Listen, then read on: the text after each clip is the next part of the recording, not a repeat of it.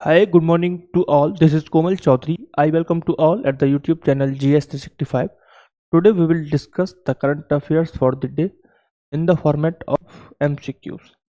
Right, यानी कि हम आज MCQ के फॉर्मेट में अपनी करंट अफेयर्स डिस्कस करेंगे। स्टार्ट करेंगे बिना देरी करते हुए फर्स्ट क्वेश्चन के साथ।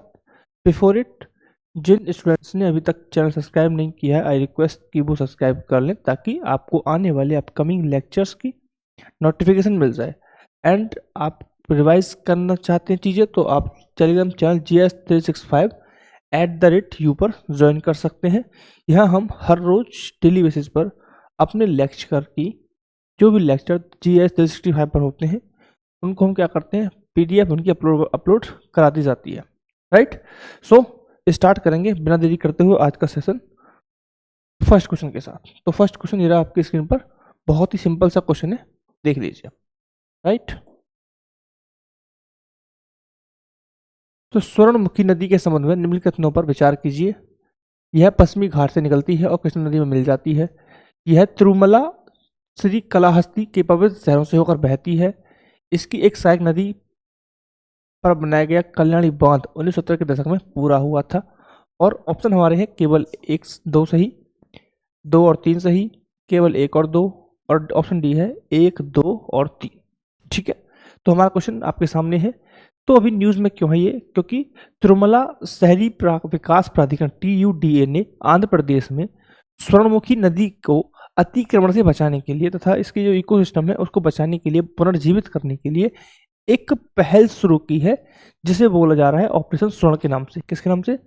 ऑपरेशन स्वर्ण के नाम से एक पहल शुरू की गई है बेटा, एक पहल शुरू की गई है ऑपरेशन स्वर्ण के नाम से। किसने की है? TUDA ने।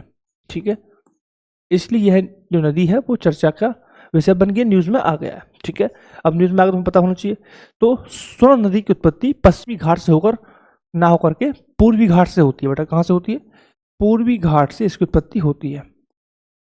पूर्वी घाट से उत्पत्ति होती है और यह कहाँ गिरती है? कृष्णा नदी में नहीं गिरती, यह जाके डिस्चार्ज होती है बंगाल की खाड़ी में। कहाँ होती है बेटा? बंगाल की खाड़ी में यह डिस्चार्ज होती है। ठीक है, आप ये दोनों चीज याद रखेंगे। एक मिनट, साफ दिख रहा है ना? आप दिख रहा है क्या?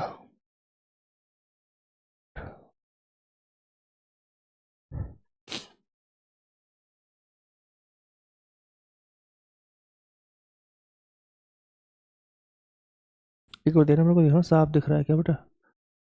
या फिर ब्राइटनेस मैं बढ़ा देता हूँ तब साफ दिख रहा है? बताना, दिख के जल्दी से बताओ। अब दिख रहा है साफ? ठीक है, दिख रहा है साफ।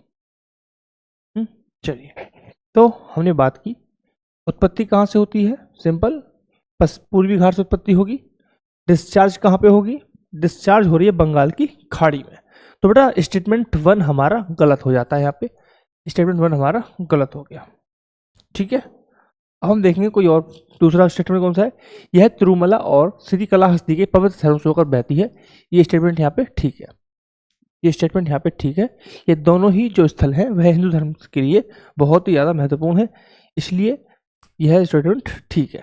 ठीक है, मतलब ये नहीं है कि हिंदू धर्म के लिए महत्वपूर्ण इसलिए ठीक है। यह नदी तिरुमला और श्री कालाहस्ती से होकर बहती है, इस कारण से यह जो स्टेटमेंट है वो ठीक है। थर्ड पॉइंट क्या हमारा, कि इसकी एक सहायक नदी है जिस पर क्या बना है? कल्याणी बांध बना है। ठीक है, तो कल्याणी बांध बना है बेटा कल्याणी नदी के ऊपर। यह बांध बना है कल्याणी नदी के ऊपर, कल्याणी नदी के ऊपर बना है। कल्याणी नदी सहायक नदी है। किसी सहायक नदी है? स्वर्ण रेखा की, उस पर बांध बना हुआ 1970 में पूरा हुआ था। ठीक है, सॉरी 1970 में बना था और 1900 दशक से स्टार्ट हुआ था, 1970 दशक में माना जाता है, 1977 में पूरा हुआ था। स्टेटमेंट सेकंड ठीक है। तो करेक्ट ऑप्शन क्या हो गया बेटा? करेक्ट ऑप्शन हमारा हो गया ऑप्शन नंबर बी। यहाँ पे हमें पता चला कि स्टेटमेंट सेकंड और स्टेटमेंट थर्ड ठीक है। ठीक है, क्लियर पॉइंट। स्वर्णरेखा नदी की बात करें तो इसके जो सोर्स ऑफ वाटर है, सोर्स ऑफ वाटर क्या है बेटा? इसका सोर्स ऑफ वाटर है रेन। आप याद रखेंगे, इसका सोर्स ऑफ वाटर क्या है? रेन है। ठीक है, क्लियर पॉइंट है, पता चल गया। चलिए अब बढ़ेंगे नेक्स्ट क्वेश्चन की तरफ, और नेक्स्ट क्वेश्चन मेरा ये रहा। भारत चीन सीमा विवाद के संबंध में निम्नलिखितों पर विचार कीजिए। मैकमोहन रेखा को भारत और चीन दोनों पूर्वी क्षेत्र में कानूनी सीमा के रूप में पूरी तरह से मान्यता देते हैं। 1993 के शांति और शांति समझौते ने वास्तविक नियंत्रण रेखा LAC को स्थायी रूप से सीमांकित किया। थर्ड स्टेटमेंट है, भारत और चीन के बीच 2008 के समझौते ने अक्साई चीन में सीमा विवाद को सुलझा दिया है। उपरोक्त में से कितने कथन सही हैं? ऑप्शन ए है केवल एक, केवल दो, तीनों, या कोई नहीं। बताइए सर। तो ये हमारा क्वेश्चन है, क्वेश्चन नंबर सेकंड, ये है भारत और चीन के रिलेशन से रिलेटेड है, और जो डिस्प्यूटेड बाउंड्रीज हैं उनको लेकर यहाँ पे अंडरस्टैंडिंग से संबंधित ये क्वेश्चन हमारा रहने वाला है।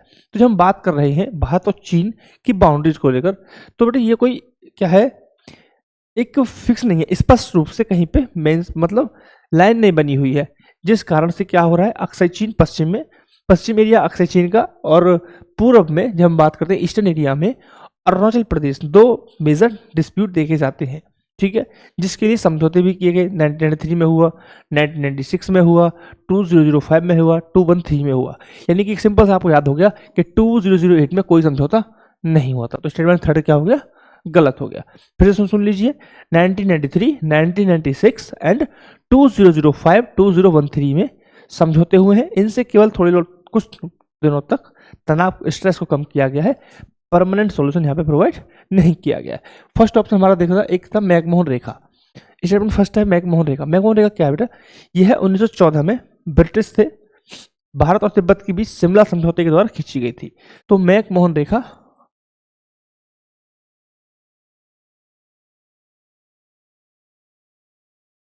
भारत और तिब्बत के बीच, ठीक है, भारत और तिब्बत के बीच खींची गई थी, और शिमला एग्रीमेंट के माध्यम से खींची गई थी। शिमला एग्रीमेंट, ठीक है। तो आप याद रखेंगे कि मैकमोहन रेखा भारत और तिब्बत के बीच खींची गई थी, और यह शिमला समझौता के माध्यम से खींची गई थी। ठीक है, और इस एक्ट में बताया, इस एक्ट में दिया हुआ है कि अरुणाचल प्रदेश भारत का अंग है। तो क्या चाइना इसे मानेगा? ऑब्वियस सी बात है, चाइना इसे नहीं मानेगा। ठीक है, चाइना इस बात को नहीं मानता है, सिंपल सी बात है। क्योंकि चाइना का यह मानना है कि जो अरुणाचल प्रदेश भारत का हिस्सा है, वह दक्षिण तिब्बत के रूप में तिब्बत का दक्षिणतम विस्तार है, यानी कि तिब्बत का दक्षिणी भाग है। इसलिए जब हम बात कर रहे हैं तो मैकमोहन रेखा भारत और चीन दोनों पूर्वी क्षेत्रों में कानूनी मान्यता के रूप में प्राप्त करते हैं। बिल्कुल गलत बात है, ये ऐसे कोई कानूनी मान्यता प्राप्त नहीं करते हैं। ठीक है, तो स्टेटमेंट क्या हो गया, गलत हो गया। थर्ड वाला हम बात कर चुके हैं, पहले से गलत हो ही चुका है। ठीक है, अब आते हैं नेक्स्ट क्या हमारा, 1993 के शांति समझौते के ने वास्तविक LAC को स्थायी रूप में सीमांकित किया। ठीक है, तो 1993 का समझौता हुआ था जब राजीव गांधी जी ने 1988 में चीन की यात्रा की थी, और पहली बार विश्वास बहाल की बात हुई थी, और अंत में LAC को क्या हुआ, निपटारा किया गया, निपटारे के लिए आह्वान किया गया, मतलब दोनों देश आगे आए। बट उस समय में भी LAC को स्थायी रूप से सीमांकित नहीं किया गया। ठीक है, इसके माध्यम से भी LAC को स्थायी रूप से सीमांकित नहीं किया गया। यानी कि अभी भी सीमा कैसी रही बेटा, अभी भी सीमाएं अस्पष्ट रहेंगी तो क्या होगा, गलवान जैसे इंसिडेंट, तवांग जैसे इंसिडेंट, ऐसे इंसिडेंट होते रहेंगे। इस कारण हम देख पा रहे हैं कि हमारा सेकंड स्टेटमेंट भी क्या हो गया, गलत है। सेकंड स्टेटमेंट भी क्या हो गया, गलत है। तो करेक्ट ऑप्शन क्या हो गया बेटा, बताइए जरा, बताइए करेक्ट ऑप्शन क्या है। करेक्ट ऑप्शन हमारा हो गया ऑप्शन डी, यानी कोई भी विकल्प यहाँ पे सही उत्तर की व्याख्या नहीं कर रहा है। क्लियर पॉइंट है, बताइए कुछ ऐसी समझ में नहीं आई अभी तक, क्लियर है? चलिए ठीक है, ये हम डिस्कस कर चुके हैं। 2008 का कोई भी ऐसा समझौता नहीं आता है। अब बढ़ेंगे हम नेक्स्ट क्वेश्चन की तरफ, और बहुत ही अच्छा क्वेश्चन कि भारत में प्रत्यक्ष विदेशी निवेश FDI की बात कर रहा है, और विदेशी संस्थान निवेश फॉरेन पोर्टफोलियो इन्वेस्टमेंट के संबंध में निम्नलिखित कथनों पर विचार कीजिए। एफडीआई का उद्देश्य आमतौर पर किसी कंपनी की स्थायी रुचि और नियंत्रण स्थापित करना होता है, जबकि एफपीआई प्रबंधन नियंत्रण के बिना निवेश का प्रतिनिधित्व करता है। एफडीआई प्रवाह अल्पकालिक ब्याज दर परिवर्तनों के प्रति एफपीआई प्रवाह की तुलना में अधिक संवेदनशील होते हैं। एफटीआई फेमा आरबीआई नियमों द्वारा शासित होते हैं, जबकि एफपीआई विशेष रूप से सेबी नियम द्वारा शासित होते हैं। भारत के भुगतान संतुलन में दोनों एफडीआई और एफपीआई को चालू खाते के अंतर्गत समान रूप से माना जाता है। 4 स्टेटमेंट है और बताना है कौन कौन से स्टेटमेंट यहाँ पे करेक्ट है। सही उत्तर बेटा बताना है, ठीक है। तो पहले समझते हैं हम बेसिक अंडरस्टैंडिंग क्या है, न्यूज़ में क्यों है। न्यूज़ में इसलिए कि आरबीआई ने बताया है कि वित्त वर्ष 2024-25 में एफडीआई का प्रवाह, ठीक है, यानी कि इन्वेस्टमेंट के रूप में कितना रहेगा, कितना पहुंच गया है, $81 बिलियन पहुंच गया है। लेकिन विनिवेश के बाद अगर हम निवल नेट एफडीआई की बात करें तो वह केवल $0.4 बिलियन तक गिरा, यानी कि थोड़ा सा डाउनफॉल हमें देखने को मिला है। ठीक, क्लियर पॉइंट है, हाँ तो क्लियर है। दूसरा अगर बात करें, जब एफबीआई और एफडीआई और एफपीआई की बात करते हैं तो एफबीआई अस्थिर होता है, जिसमें अमेरिकी फेडरल बैंक, अभी क्यों स्थिर चाहिए, क्योंकि अमेरिकी फेडरल बैंक ने अपनी इंटरेस्ट रेट को बढ़ा दिया है, ठीक है, जिससे जो और देशों में जिन लोगों ने क्या कर रखा है, इन्वेस्ट कर रखा है, वो क्या करेंगे, वो वहाँ से पैसा निकालेंगे और अमेरिकी फेडरल बैंक के रिजर्व में डाल देंगे, वहाँ इंटरेस्ट रेट ज़्यादा मिल रहा है, राइट। थोड़ा समझेंगे कि एफडीआई और एफपीआई में डिफरेंस क्या है, ठीक है। जब हम बात करें कोई लॉन्ग टर्म के लिए हमने इन्वेस्ट किया है, राइट, लॉन्ग टर्म का इन्वेस्टमेंट है, लॉन्ग टर्म इन्वेस्टमेंट है, ठीक है साहब, क्लियर। और जो शेयर होल्डिंग है वो बेटा 10% से ज़्यादा है, ठीक है, क्या है बेटा, 10% से ज़्यादा है, शेयर होल्डिंग 10% से ज़्यादा है, तो वह क्या रहेगा, वो रहेगा हमारा एफडीआई, ठीक है। वहीं हम बात करें एफपीआई को लेकर, वहीं हम बात करें एफपीआई, तो बेटा ये क्या होता है, ये शॉर्ट टर्म होता है, ठीक है, यह शॉर्ट टर्म होता है। और यहाँ पे नियंत्रण हम बात करें शेयर्स की तो 10% से कम शेयर यहाँ पे हमें देखने को मिलता है, क्लियर पॉइंट है। तो स्टेटमेंट एक कैसा हो गया बेटा, स्टेटमेंट एक कैसा हो गया, स्टेटमेंट एक ठीक हमें देखने को मिल रहा है, राइट, क्लियर पॉइंट है। चलो नेक्स्ट क्या हमारा, हमने पॉइंट पढ़ा कि एफडीआई प्रवाह अल्पकालिक ब्याज दर परिवर्तनों के लिए एफपीआई प्रवाह की तुलना में अधिक संवेदनशील होते हैं। नहीं भाई जी, संवेदनशील होते हैं एफपीआई, ठीक है, एफपीआई संवेदनशील होते हैं क्योंकि ये शॉर्ट टर्म प्रॉफिट के लिए लगाए जाते हैं, ठीक है।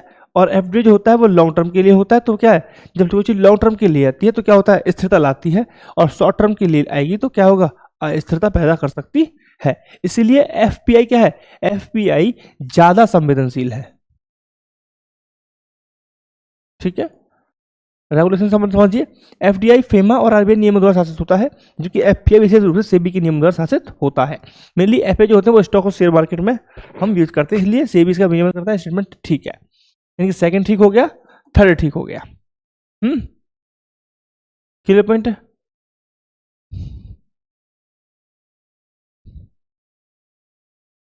नेक्स्ट पर आइए, भारत के भुगतान संतुलन में दोनों एफडी और एफपीआई को चालू खाते के अंतर्गत समान रूप से माना जाता है।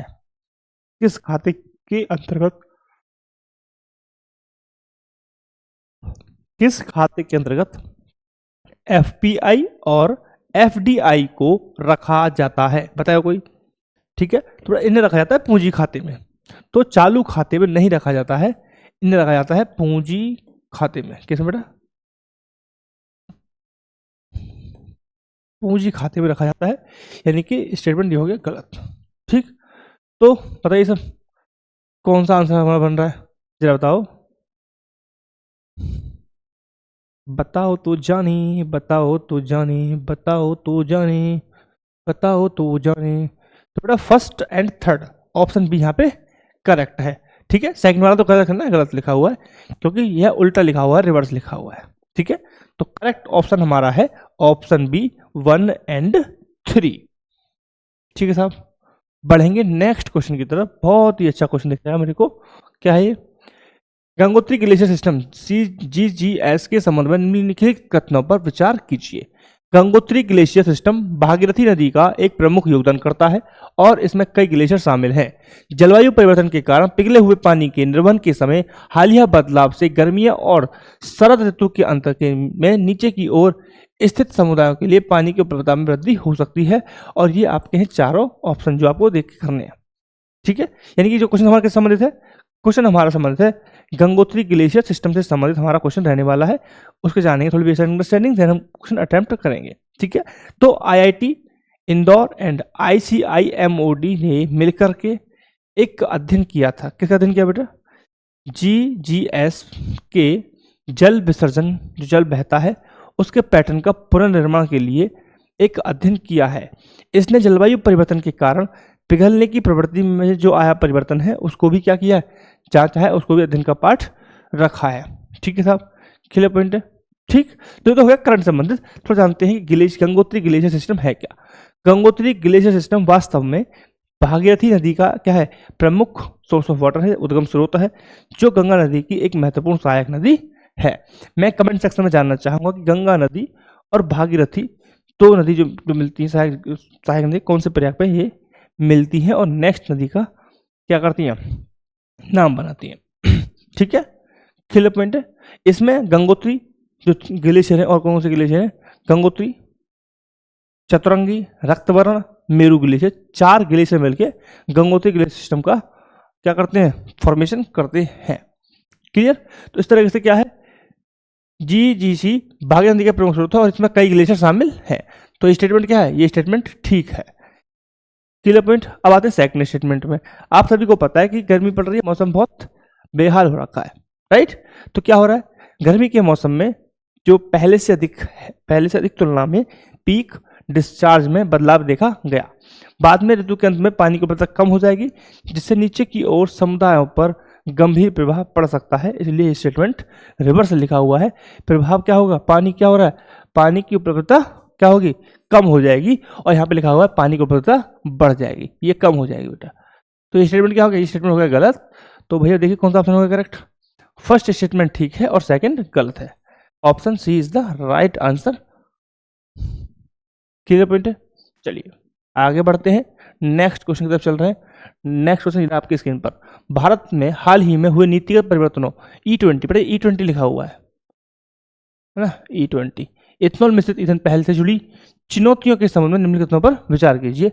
गन्ने पर आधारित कच्चे माल के से इथेनॉल उत्पादन पर प्रतिबंधों को हटाने का उद्देश्य 2025-26 के E20 ईंधन लक्ष्यों को पूरा करने के लिए आपूर्ति पक्ष की तैयारी सुनिश्चित करना है। कथन दो, नीतिगत बदलाव खाद्य सुरक्षा संबंधी चिंताओं को बढ़ा सकता है, क्योंकि गन्ना और अन्य खाद्य फसलों को ईंधन उत्पादन की ओर मोड़ा जा सकता है, खासकर सूखा प्रभावित क्षेत्रों में। तो ये स्टेटमेंट ठीक है। पर्यावरण और आर्थिक परिणामों को संतुलित करने के लिए भारत की इथेनॉल खरीद नीति कच्चे माल के स्रोत के बावजूद एक निश्चित खरीद मूल्य निर्धारित करती है। ठीक है, तो बेटा सिंपल सी है, इथेनॉल E20 का जो इनिशिएटिव है उसको लेकर यहाँ पे क्वेश्चन बना हुआ है।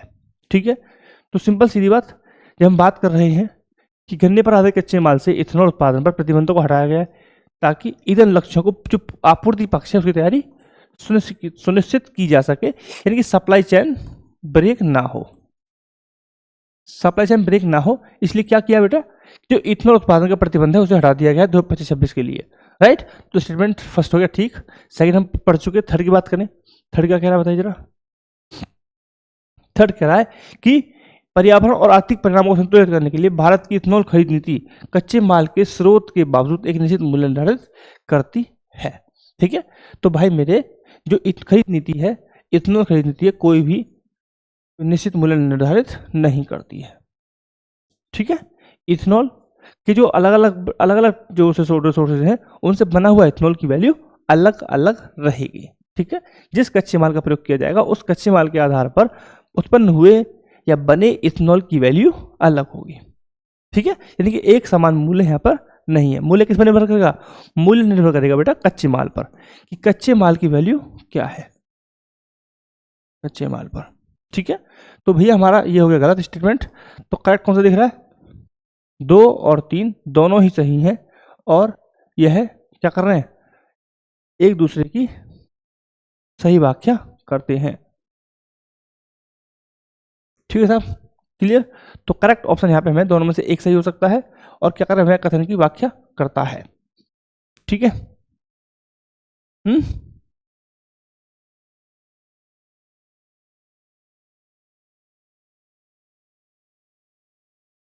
चलो आगे बढ़ रहे हैं नेक्स्ट क्वेश्चन तरफ। चलिए आइए, सूडान के भूगोल संसाधनों के संबंध में निम्नलिखित कथनों पर विचार कीजिए। सूडान अपनी पूर्वी सीमा पूरी तरह से सहारा रेगिस्तान के साथ साझा करता है जो लाल सागर तक फैला हुआ है। जबरा मर्रा क्षेत्र सूडान का सबसे ऊंचा बिंदु है, एक भूकंप रूप सक्रिय क्षेत्र में स्थित है जो कभी कभी भूस्खलन में योगदान देता है। सूडान मुख्य रूप से नील नदी की सहायक नदी द्वारा सूखा हुआ है, लेकिन इसके दक्षिण क्षेत्र में कांगो नदी बेसिन में भी योगदान करते हैं। ऑप्शन हमारे ये रहे, केवल 1 और 2, 2 और 3, 1 और 3 या फिर तीनों। तीनों मतलब 1 2 3, तीनों स्टेटमेंट जब ठीक होंगे तो आप लगाएंगे 1 2 3। ठीक है साहब, क्लियर। तो अभी क्या हुआ है न्यूज़ में, क्या है न्यूज़ में इसलिए बेटा कि सूडान का एक गांव है दारपुर। ठीक है, सूडान का एक गांव है दारपुर जहां पर लैंडस्लाइड देखे गए हैं। ठीक है, क्लियर। और यह है जबल मर्रा क्षेत्र है उसमें शामिल है, यानी कि जबल मर्रा क्षेत्र भूस्खलन प्रोन एरिया है, यह सही है। ठीक है, तो ये भूस्खलन वाला है, तो ये स्टेटमेंट यहाँ पे ठीक हो रहा है। ठीक है, क्लियर पॉइंट है, सबसे ऊंचा बिंदु है, ये भी सही है। जो अपनी क्यों है भूस्खलन क्यों है, क्योंकि इसके अतीत में यहाँ पे क्या था, एक ज्वालामुखी कारण यह अस्थिरता बनाए रखता है। ठीक है, बात करें अगर हम उसकी फिजियोग्राफी, उसकी लोकेशन की, तो सूडान उत्तर में सारा रेगिस्तान से सीमा साझा करता है। बेटा कहाँ पे कर रहा है, उत्तर में कर रहा है, ये बोल रहा है पूर्व में कर रहा है, पूर्वी सीमा है ना। तो फर्स्ट स्टेटमेंट क्या हो गया, गलत हो गया। ठीक है, तो जब आप सूडान देखेंगे तो उत्तर में सीमा साझा करता है। ठीक है, लाल सागर है पूर्व में। ठीक है, सूडान अपनी पूरी सीमा पूरी तरह से रेगिस्तान साझा करता है और लाल सागर तक फैला हुआ है। ठीक है साहब, दोबारा सुन लीजिए, सूडान उत्तर में रेगिस्तान की सीमा साझा करता है, रेगिस्तान से सीमा साझा करता है, लेकिन पूर्वी सीमा लाल सागर के साथ साझा करता है। राइट, तो फर्स्ट स्टेटमेंट हमारा गलत हो गया एंड सेकंड स्टेटमेंट हमारा ठीक है। राइट, क्लियर पॉइंट है। थर्ड स्टेटमेंट क्या था कि सूडान मुख्य रूप से नील नदी की सहायक नदी द्वारा सूखा हुआ है, लेकिन इसके दक्षिण क्षेत्र में कांगो नदी बेसिन में भी योगदान करते हैं। क्लियर। तो भाई मेरे जब नील नदी सहायक नदियों के जल विज्ञान पर हावी हो जाती है तो इसके दक्षिणतम छोर में भौगोलिक रूप से कांगो नदी बेसिन के करीब में। ठीक है, और यह एक पारिस्थितिकी का बड़ा हिस्सा है, खासकर मौसमी जल निकासी के दौरान की हम बात करें तो। ठीक है, तो स्टेटमेंट सी हो गया ठीक और सेकंड वाला हो गया ठीक। तो बड़ा करेक्ट ऑप्शन हो गया ऑप्शन बी, 2 और 3। क्लियर पॉइंट है, चले आगे। तो बेटा नेक्स्ट क्वेश्चन हमारा है कि देवरीगढ़ वन्यजीव अभ्यारण्य के संबंध में निम्नलिखित कथनों पर विचार कीजिए। यह हीराकुंड बांध के पास स्थित है जो दुनिया का सबसे लंबा मिट्टी का बांध है। विजेंद्र सुरेन साई ने अभ्यारण्य के भीतर एक अड्डे से अंग्रेजों के खिलाफ अपना विद्रोह नेतृत्व किया था। अभ्यारण्य मुख्य रूप से सदाबहार वन और अल्पाइन घास के मैदानों से बना है। चौसिंगा और गौर इस अभ्यारण्य में पाई जाने वाली प्रजातियों में से एक है। बताइए सर, आपके पास है 10 second to attempt this question and give the answer first. कौन करेगा, जल्दी से बताइए।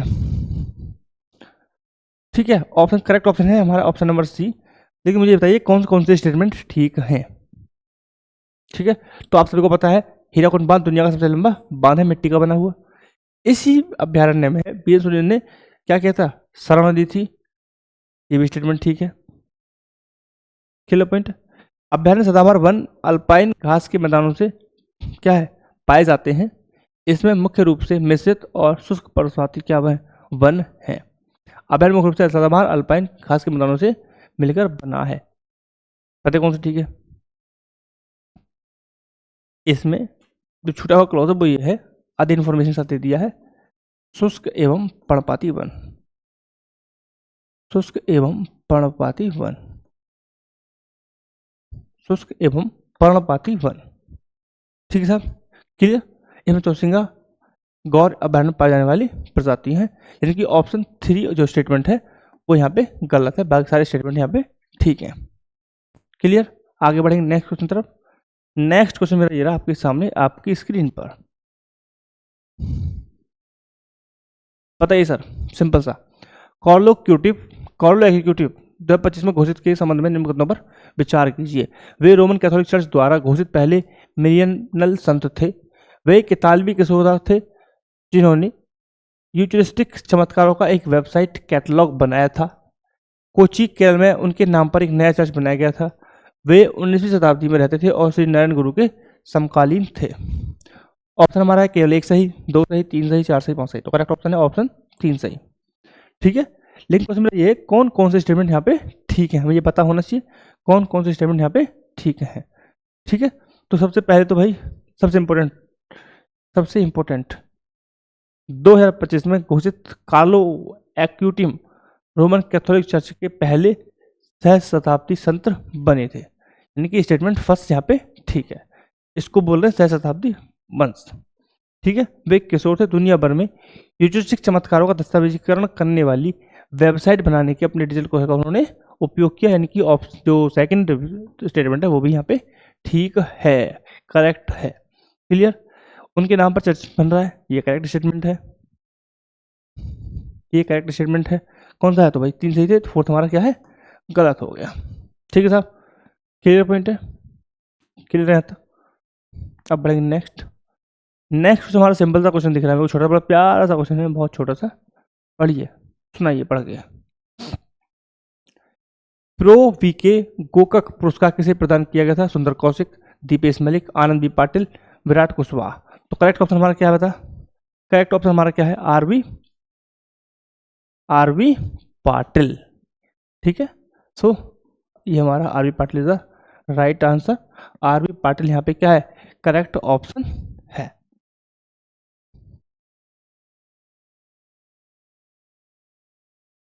ठीक है, क्लियर पॉइंट है। इससे पहले क्या इन्हें कोई और अवार्ड मिला है? इन्हें बाल साहित्य पुरस्कार भी मिल चुका है। ठीक है, इन्हें बाल साहित्य पुरस्कार, इन्हें बाल साहित्य पुरस्कार भी मिल चुका है। ठीक है, क्लियर पॉइंट है। ये जो इवेंट है वह किसके द्वारा बनाया किया जा रहा है बेटा? यह इवेंट विद्या भवन द्वारा, किसके द्वारा? विद्या भवन द्वारा इस इवेंट का आयोजन किया जा रहा है।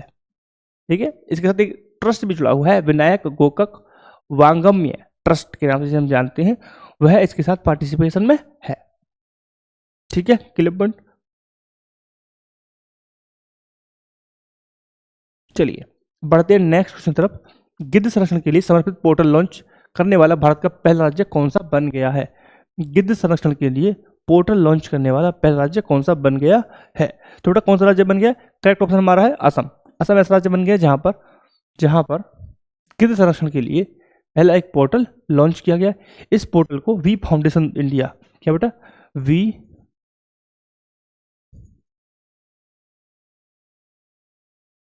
वी फाउंडेशन इंडिया के द्वारा क्या किया गया, डेवलप किया गया है, के द्वारा इसे डेवलप किया गया है। ठीक है, और इसके कौन नाम है? The vulture network. क्या बेटा, एक और नाम है the vulture network, the vulture network. ठीक है, और ये कब स्टार्ट हुआ था बेटा? यह इसका शुभारंभ कब हुआ है? 2 सितंबर 2025 को। कब हुआ है? 2 सितंबर 2025 को इसका प्रारंभ हुआ है। क्लियर पॉइंट है। चलिए आगे बढ़ेंगे, नेक्स्ट क्वेश्चन से पढ़ेंगे। बहुत ही अच्छा क्वेश्चन है। Operation Sindoor the untold story of India deep strikes inside Pakistan पुस्तक के लेखक कौन है? Lieutenant general VP Singh, lieutenant general KS. Dhillon, lieutenant general Dhiraj Seth, lieutenant general Devendra Sharma. तो बताइए क्या ऑप्शन है?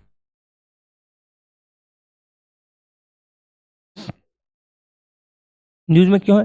न्यूज में इसलिए बेटा कि जो सेना प्रमुख है जनरल उपेंद्र द्विवेदी ने operation Sindoor the untold story of India deep insides in Pakistan को क्या किया, इसका विमोचन किया गया है।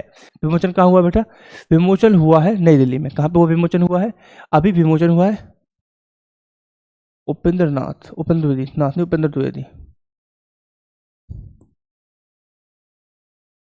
द्विवेदी द्वारा विमोचन। ठीक है, इवेंट कहाँ हुआ बेटा? इवेंट हुआ है नई दिल्ली में। इवेंट कहाँ हुआ है? नई दिल्ली में हुआ है। और राइटर इसके हैं option B lieutenant general KGS. Dhillon इसके राइटर हैं। क्लियर पॉइंट है। चलिए आगे बढ़ेंगे। नेक्स्ट क्वेश्चन क्या है? केंद्रीय मंत्री सर्बानंद सोनोवाल निम्नलिखित में से किस वर्ष तक भारत के समुद्री क्षेत्र के पुनरुद्धार के लिए 80 लाख करोड़ रुपए निवेश करने की घोषणा की है? 247, 48 और 50। करेक्ट ऑप्शन हमारा है 2047। क्या बेटा? 2047 तक 40 लाख करोड़ रुपए के निवेश की घोषणा की गई है। ठीक है। इसका उद्देश्य क्या है कि जो बंदरगाह है देश में, पोर्ट है, उनको क्या करना है, उनको एडवांस यहाँ पे करने के उद्देश्य के साथ इसे स्टार्ट किया गया है। ठीक है साहब, क्लियर पॉइंट है, याद रखेंगे 2047। नेक्स्ट आइए, जागरूकता बढ़ाने और कार्यान्वयन में तेज लाने के लिए 4 सितंबर 2025 को शुरू किया गया अंगीकार 2025 इवेंट किस संबंधित है? प्रधानमंत्री आवास योजना शहरी 2.0। बहुत डिटेल हम कर चुके हैं लास्ट सेशन में। I will not revise the thing again and again. ठीक है, अगर आपको देखना तो दोबारा से क्या कर सकते हैं, रिकैप कर सकते हैं, वीडियो बैक जाके सुन सकते हैं। नेक्स्ट हमारे 4 सितंबर 2025 को भारत और सिंगापुर के बीच रक्षा कार्य समूह की बैठक का कौन सा संस्करण आयोजित किया गया? 14वां, 15वां, 16वां, 17वां? 16वां 17 आयोजन किया गया था। कौन सा आयोजन किया बेटा? 16वां 17 यहाँ पे आयोजित किया गया है। कब आयोजित हुआ था? 4 सितंबर 2025 को आयोजित हुआ है। कब हुआ है?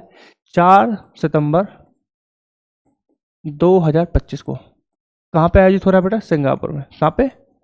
सिंगापुर में। तो ये इवेंट कहाँ हुआ है? ये इवेंट हुआ है सिंगापुर में। ठीक है साहब, क्लियर पॉइंट। चलिए आगे देखेंगे। नेक्स्ट हमारा क्या है? 5 से 22 सितंबर तक नई दिल्ली में आयोजित होने वाला सरस आजीविका मेला 2025 किस मंत्रालय द्वारा आयोजित किया जा रहा है? कृषि विकास मंत्रालय, ग्रामीण विकास मंत्रालय, वाणिज्य एवं उद्योग मंत्रालय, संस्कृति मंत्रालय? राइट आंसर है ग्रामीण विकास मंत्रालय। क्या है? ग्रामीण विकास मंत्रालय। तो ऑप्शन बी यहाँ पे क्या है? ऑप्शन बी यहाँ पे राइट आंसर है। 5 से 22 सितंबर तक क्या चल रहा है? सरस आजीविका मेला स्टार्ट हुआ है। ठीक है, 5 से 22 सितंबर के लिए नई दिल्ली में हो रहा है। ठीक है, आप याद रखेंगे नई दिल्ली में हो रहा है। यह इवेंट कहाँ हो रहा है? नई दिल्ली में। नई दिल्ली में स्टेडियम में, मेजर ध्यानचंद स्टेडियम में हो रहा है। ठीक है, क्लियर पॉइंट है। 5 सितंबर से स्टार्ट हुआ है ना? 5 सितंबर, राइट। 5 सितंबर से 22 सितंबर तक चलेगा। मेजर ध्यानचंद स्टेडियम में ये इवेंट होस्ट किया जा रहा है, राइट सर। चलिए आगे बढ़ेंगे। नेक्स्ट क्वेश्चन मेरा है, ये नेक्स्ट क्वेश्चन, भारत में पहली बंदरगाह आधारित हरित हाइड्रोजन पायलट परियोजना का उद्घाटन कहाँ पे हुआ? पारादीप बंदरगाह उड़ीसा, वीओ चिदम्बरम बंदरगाह तमिलनाडु, जवाहरलाल नेहरू बंदरगाह महाराष्ट्र, कांडला बंदरगाह गुजरात? करेक्ट ऑप्शन हमारा वीओ चिदम्बरम नागर तमिलनाडु, क्या है? राइट ऑप्शन है। ठीक है, तो ये पहला बंदरगाह जहाँ पे हाइड्रोजन पायलट परियोजना लॉन्च की गई, और यह कब लॉन्च की गई थी? यह भी 5 सितंबर को लॉन्च की गई है। कब की गई बेटा? 5 सितंबर को लॉन्च की गई थी। क्लियर पॉइंट है। चलें आगे बढ़े नेक्स्ट क्वेश्चन की तरफ। लो जी, आगे नेक्स्ट क्वेश्चन ये आ गया। अगस्त 2025 में यूपीआई द्वारा कितने आधार प्रमाणीकरण लेनदेन कर दर्ज किए गए? 200 करोड़, 215 करोड़, 221 करोड़, 230 करोड़? करेक्ट ऑप्शन क्या है हमारा? करेक्ट ऑप्शन हमारा है 221 करोड़। ऑप्शन सी यहाँ पे हमारा राइट ऑप्शन है। 221 crore is the right answer. ठीक है, क्लियर पॉइंट। तो कुछ एक्स्ट्रा ऐसे है नहीं, तो मैं सिर्फ मैं बताते जा रहा हूँ। लास्ट क्वेश्चन था कि भारत उस भारतीय खिलाड़ी का नाम बताइए जिसने पेशेवर क्रिकेट से संन्यास की घोषणा की। अमित मिश्रा, रविंद्र जडेजा, जसप्रीत बुमराह, भुवनेश्वर? बेटा करेक्ट ऑप्शन हमारा है अमित मिश्रा। क्या नाम है? अमित मिश्रा, जिन्होंने पेशेवर संन्यास ले लिया है। So thank you very much for watching this video. I hope it is very helpful to you. If you are getting enjoy and additional and important relevant information, to kindly share the video with family and friends. Thank you very much.